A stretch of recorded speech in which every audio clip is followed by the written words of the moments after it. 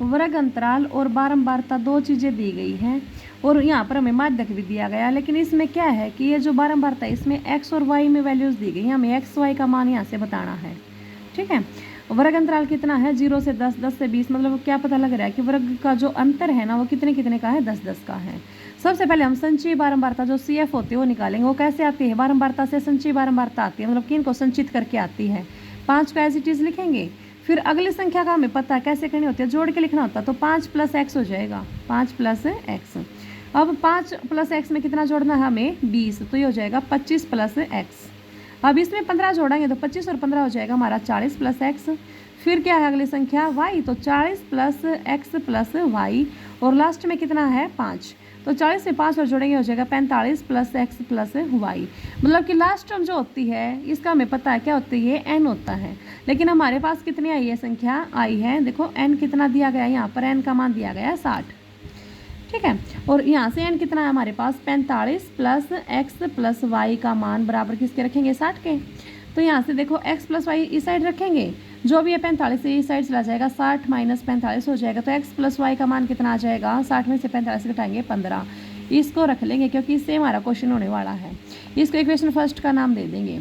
अब देखो इसमें हमारे पास क्या है, माध्यक भी दिया गया 28.5 है, n हमें दिया गया है, और x और y की रेशियो पता लगी कितना, कि इन दोनों का सम कितना है, 15 है। अब हम लगाएंगे फॉर्मूला, क्या होता है माध्यक का फॉर्मूला होता है, माध्यक होता है L + n/2 - CF/F × h, ये होता है इसका फॉर्मूला।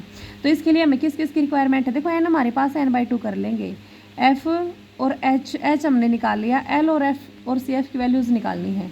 देखो n/2 निकालेंगे, जब n कितना है 60, तो 60/2 करेंगे तो ये हो जाएगा 30, मतलब 30 चाहिए। तो ये कहाँ पर देखते हैं हम, ये देखते हैं CF वाली कॉलम में।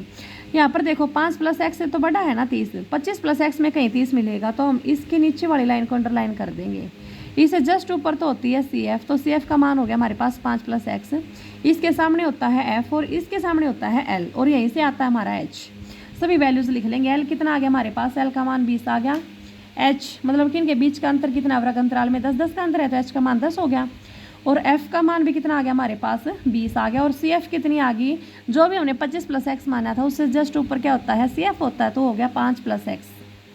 सभी वैल्यूज आ गई, इस फॉर्मूला में पुट कर देंगे, माध्यक आ जाएगा। देखो माध्यक की जगह पे इन्हें पहले से ही मेंशन कर रखा है, कितना दे रखा है 28.5, तो यहाँ पर हम 28.5 रख लेंगे। L कितना है हमारे पास 20, तो 20 + n/2 करेंगे, तो n/2 कितना है 30, माइनस CF करना, CF का मान क्या है यहाँ से 5 + x, माइनस की वजह से हो जाएगा -5 और -x, डिवाइड में कितना है f का मान 20 है, और मल्टीप्लाई में कितना है h का मान कितना है 10। 0 से 0 कैंसिल आउट हो जाएगी, यह जो 20 है इक्वल से इस साइड लेंगे, माइनस का हो जाएगा, 28.5 में से 20 घटा देंगे। यहाँ पर क्या बचा, देखो 30 - 5 है तो कितना बचेगा 25, और बाद में क्या है -x, डिवाइड में कितना है 2। जब 28.5 में से 20 घटाएंगे तो ये सिर्फ 8.5 बचेगा, और जो भी चीज़ डिवाइड में, इसका रूल हमें पता है, जो भी चीज़ डिवाइड में इक्वल से इस साइड लेंगे तो ये आएगी मल्टीप्लाई में, तो ये 2 मल्टीप्लाई में आ जाएगा। यहाँ से क्या बचा हुआ है 25 - x, 2 × 5 10 पॉइंट है, तो पॉइंट लगा देंगे, 2 × 16 और 1 17, मतलब कि 8.5 को 2 से मल्टीप्लाई करेंगे तो ये हो जाएगा 17, और ये कितना है 25 - x। यहाँ से x का मान आ जाएगा, क्या हो जाएगा 17 -x हो जाएगा 17 - 25, तो x का मान कितना आ गया हमारे पास, ये माइनस से माइनस कट जाएगी, यहाँ से बचेगा 8, माइनस से माइनस खत्म, तो x का मान आ गया हमारे पास 8। जब इस इक्वेशन में पुट कर देंगे ना, x 8 है प्लस y बराबर किसके है 15 के, तो y का मान हमारे पास आ जाएगा 7। तो ये हो गया 8 और ये कितना आ गया 7। सबसे मोस्ट इंपॉर्टेंट क्वेश्चन है ये।